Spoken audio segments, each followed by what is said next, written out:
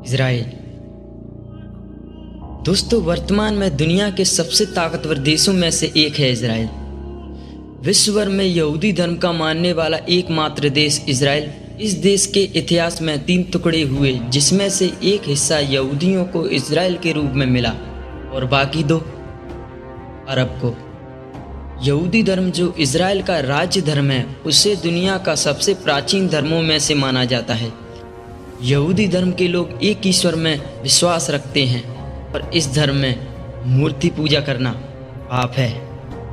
जी हाँ दोस्तों, आज की इस वीडियो में विस्तार से जानेंगे कि इजराइल का इतिहास क्या है, किस जगह पर उनका अस्तित्व था, उनके साथ क्या ऐसा घटित हुआ और कैसे वे लोग जीवित रहे, कैसे उनका देश उनको वापस मिला। हेलो दोस्तों, मेरा नाम है प्रद्युमन और आज हम बात करने जा रहे हैं इजराइल देश के इतिहास के बारे में। So let's be start.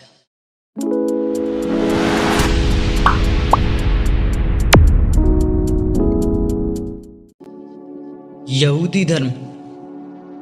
दोस्तों, यहूदी धर्म की शुरुआत पैगंबर हजरत इब्राहिम से मानी जाती है, जो ईसा मसीह से 2000 वर्ष पहले हुए थे। हजरत इब्राहिम के बाद यहूदी इतिहास में सबसे बड़ा नाम पैगंबर मूसा का है।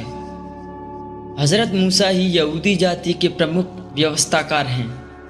हजरत मूसा को ही पहले से चली आ रही एक परंपरा को स्थापित करने के कारण यहूदी धर्म का संस्थापक माना जाता है।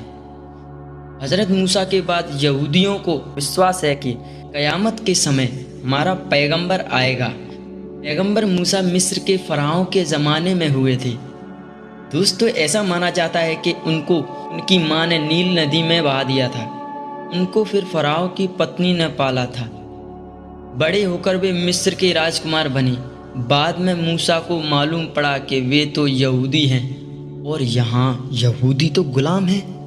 उन्होंने यहूदियों को इकट्ठा कर उनमें नई जागृति लाई। मूसा को ईश्वर द्वारा 10 आदेश मिले थे।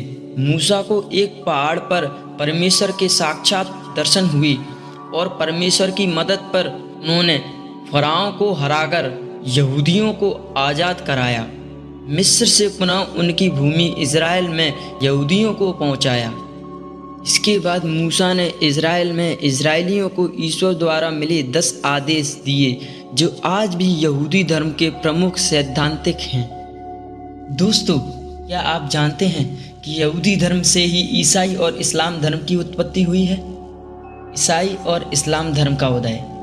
यहूदी अपने राज्य में लौटने के बाद सैकड़ों वर्षों तक खुश रहे, परंतु ईसाई धर्म के उदय के बाद दुनिया बदल गई और फिर अरब में इस्लाम के उदय के बाद यहूदियों के बुरे दिन प्रारंभ हो चले। हज़रत मोहम्मद सल्लल्लाहु के वफ़ात के मात्र 100 साल में इस्लाम सारे अरब जगत का धर्म बन चुका था।